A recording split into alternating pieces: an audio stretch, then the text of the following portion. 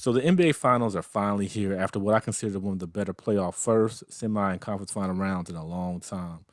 I'm pretty sure everyone is hyped right now, unless you're a Bucks, Suns, Warriors, Lakers, or Celtics fan. Sorry, guys.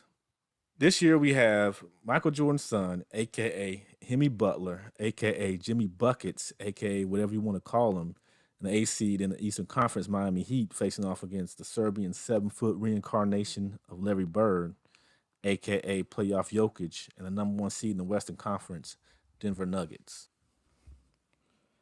So without wasting any time, let's get straight to the matchup. We got the Western Conference champs, the Denver Nuggets, who look like the best team out west. In their 15 playoff games, they've only lost 3 times, no losses at home. They got Jamal Murray back, and he's playing at a very high level. They just feel like a juggernaut right now. So let's check out their strengths. Number one, playoff Jokic. Been the best player on the planet in this playoffs. He showed it each round. He's averaging 30, 13, and 10 as a center. He leads the break. He does all the little things necessary on the court, whether it be on the offensive end or defensive end. The one negative about Jokic has been his defense, but against Miami, just his big body will be enough to be a presence defensively against that team. And as long as he doesn't get in foul trouble, I mean, what are they going to do against him? They don't have it. So he's going to be a huge strength for them. Also, their continuity and their cohesion. Denver reminds me of the 2021 Milwaukee Bucks, who had a talented big man and a bunch of role players that knew exactly what to do and didn't try to go over what they were. Basically, Jamal Murray is the Chris Middleton, who is a closer who can get you big buckets throughout the game, but knows his role. He knows that Jokic is the anchor of this team, and he knows what he has to do when he needs to do it. Then you got KCP, Aaron Gordon, Michael Porter Jr., all knowing that, they're there to hit shots and play some tough defense. Nothing more, nothing less.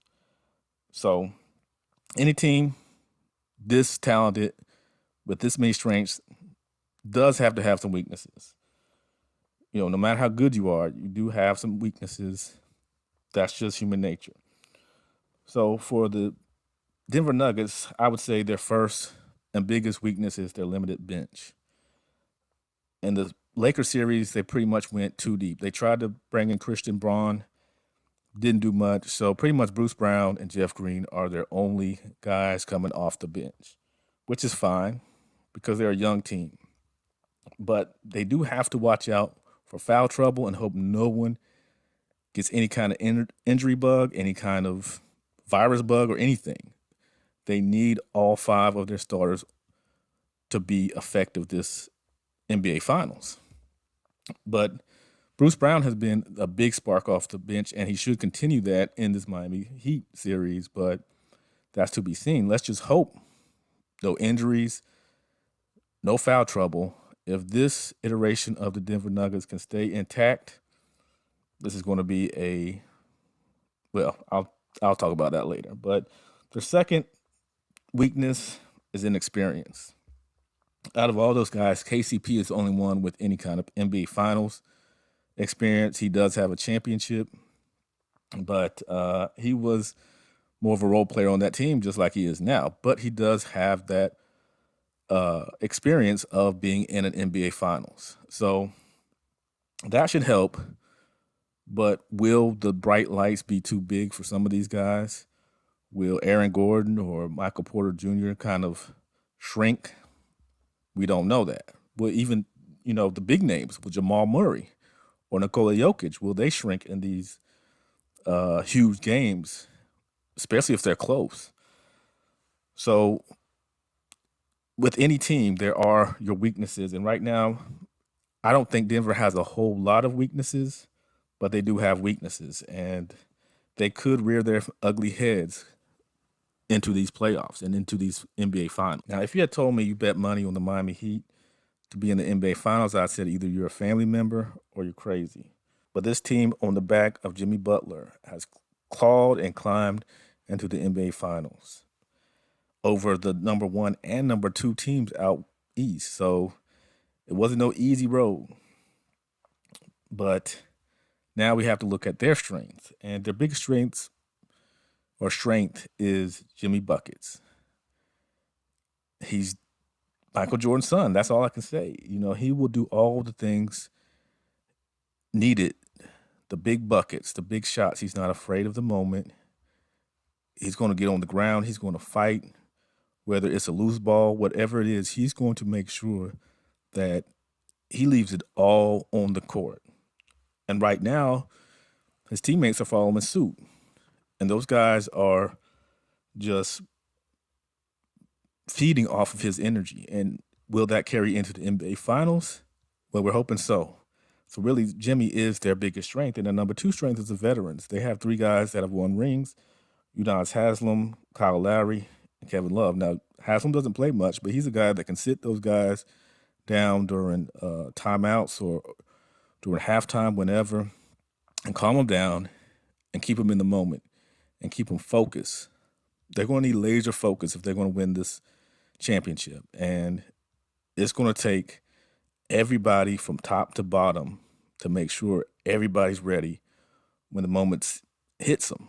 So definitely they have some strengths, but what are their weaknesses? And they have a big weakness, no pun intended, and that's their lack of size. They're just small. Bam is their de facto center, and he's not that big. He's going to have to bang in there with Jokic. It's going to have to be a full team effort on defense because, as I said earlier, the Denver Nuggets are just big from their point guard all the way to their center.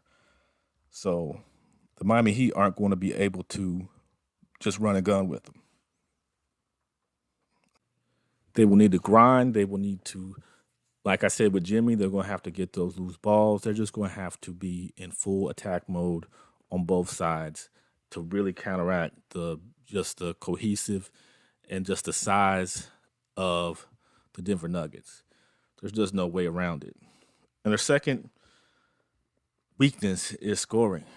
The Miami Heat are the lowest scoring team to ever advance to the NBA Finals. So that doesn't bode well. If they were like a top tier defense, then maybe that would be okay. But the fact that they're not just means this is just going to be a very high hill to climb. And it's going to be interesting to see how they handle this Denver Nuggets team. Are they going to go into a zone? Are they going to, I don't know what they can do, but scoring is going to be a big factor. And if they can't score well against most teams, they're not going to score well against a team with the size of the Denver Nuggets. So they're going to have to try to get out and transition a lot. So they're going to have to find ways to get rebounds, which is going to be tough. They're going to have to find ways to just attack without Denver getting set in their defense. Caleb Martin went full Kevin Durant, so if he keeps that up, they may really have a chance, but it's not looking good.